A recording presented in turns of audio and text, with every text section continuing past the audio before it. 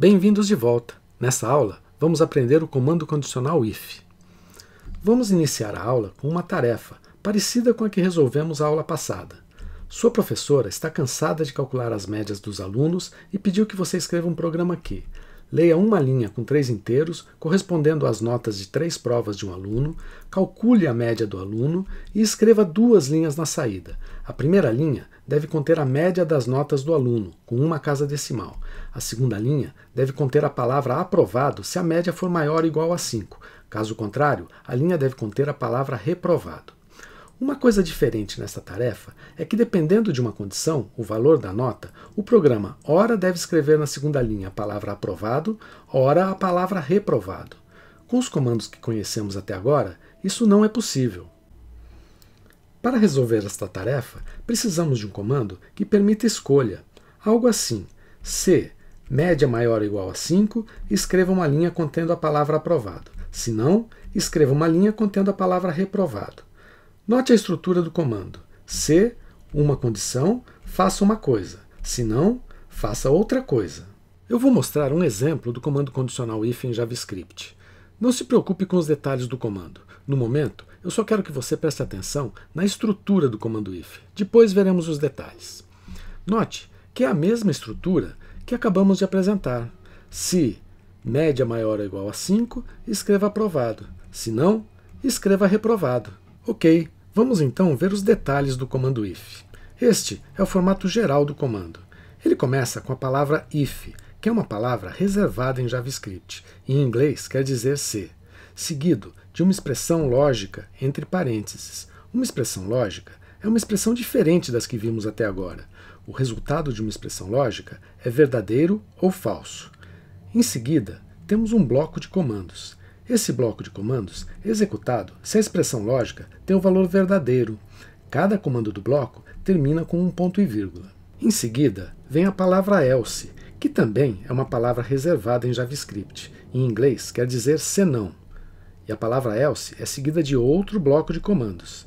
Esse outro bloco de comandos é executado se a expressão lógica tem um valor falso. Cada comando do bloco termina com ponto e vírgula também. Recapitulando, se a expressão lógica tem o valor verdadeiro, o bloco de comandos 1 é executado. No entanto, se a expressão lógica tem o valor falso, o bloco de comandos 2 é que é executado. Vamos ver um exemplo de trecho de programa com o comando if. If, média maior ou igual a 5, printf aprovado. Este bloco de comandos tem um único comando. Else, printf reprovado. Este bloco também tem apenas um comando. Média maior ou igual a 5 é um exemplo de expressão lógica. Note o operador usado. Esse é um operador de comparação. Nós vamos ver daqui a pouco outros operadores de comparação que podemos usar em expressões lógicas. Mas antes, vamos ver uma solução para a nossa tarefa aprovado ou reprovado. Declaração de 4 variáveis, as notas P1, P2, P3 e a média. Leitura das 3 notas e cálculo da média. Imprime a média com uma casa decimal de precisão. E aqui o comando condicional, if média maior ou igual a 5, printf aprovado. Else, printf reprovado. Vamos agora apresentar operadores de comparação. Os operadores de comparação são usados para construir expressões lógicas. Eles permitem comparar o valor de variáveis ou expressões aritméticas. O resultado da comparação é ou verdadeiro ou falso. Nós usamos o sinal de maior para a operação de comparação maior. Por exemplo, considere esta expressão lógica. Se a variável x tem o valor 10, a expressão lógica é 10 maior do que 5, cujo resultado é verdadeiro. Já se a variável x tem o valor 5, a expressão lógica é 5 maior do que 5, cujo resultado é falso. Usamos o símbolo menor para a operação de comparação menor, e este é um exemplo de expressão lógica com esse operador.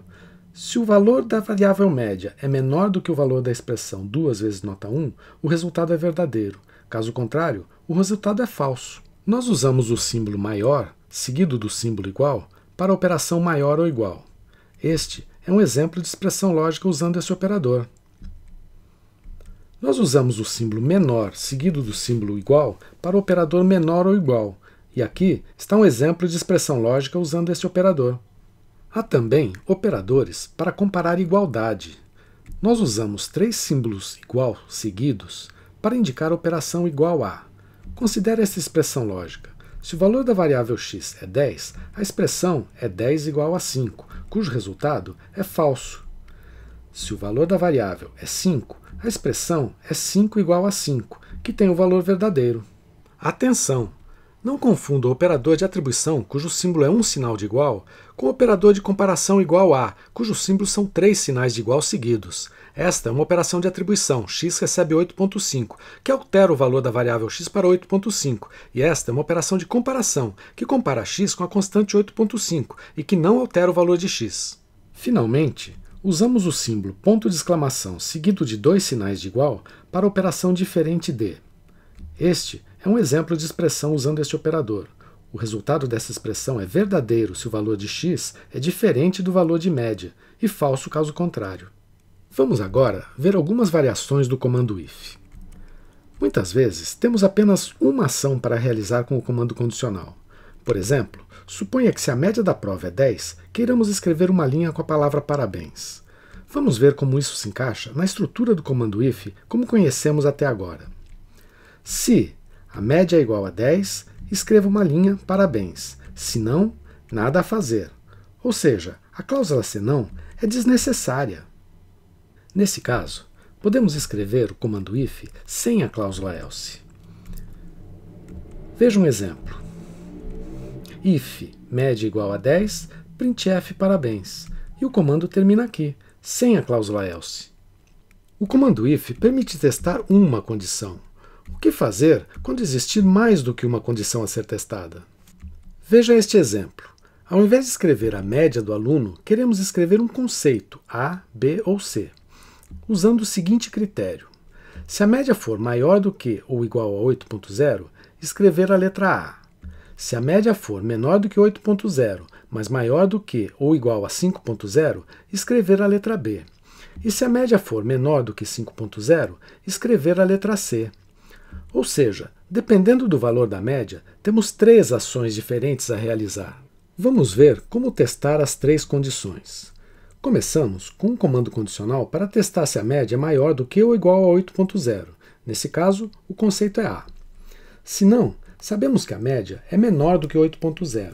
Podemos, então, usar um outro comando condicional para testar se a média é maior do que ou igual a 5.0. Se for, escrevemos B. Se não for, escrevemos C. Vamos traduzir essa estrutura para um trecho de programa. If média maior ou igual a 8.0, printf A. Else, e então iniciamos um outro comando condicional encadeado.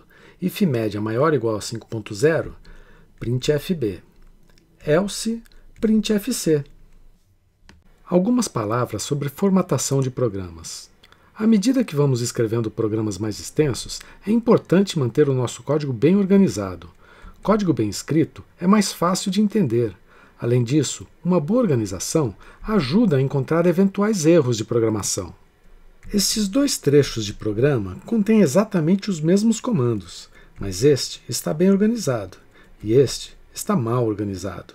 Estes 2 outros trechos de programa também contêm exatamente os mesmos comandos, mas este está bem organizado e este está mal organizado. Em particular, observe que a cada bloco de comandos, nós escrevemos os comandos do bloco todos na mesma coluna, um pouco mais à direita do que o comando que o contém.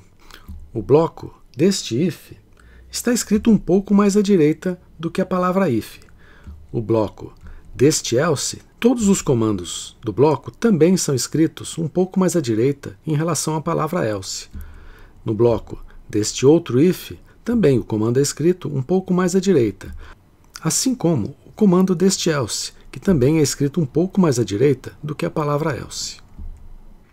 Portanto, faça como todo bom programador, mantenha seu código sempre bem organizado e formatado.